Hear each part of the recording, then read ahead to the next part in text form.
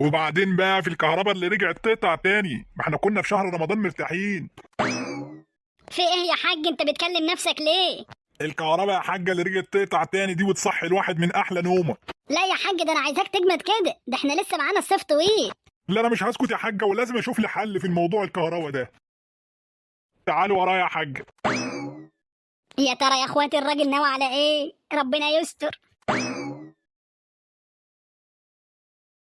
انقذينا يا حكومه، الحقينا يا حكومه، اغتينا يا حكومه. الحقنا يا ابو جباشي، انجدنا يا ابو جباشي. في يا راجل انت والست دي عاملين دوشه كده ليه؟ ايه الزيطه دي كلها؟ الكهرباء، الكهرباء يا باشا رجعت تقطع تاني وتصحينا من احلى نومه، ومش عارفين نعيش حياتنا.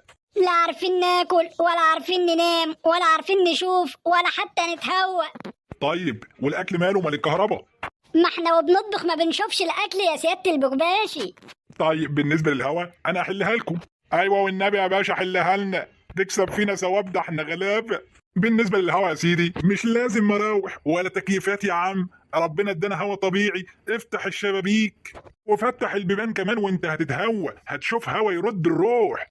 طب والضلمه يا سيادة البغباشي؟ بنقول لك ما بنشوفش حاجه، طول اليوم ماشيين نحسس.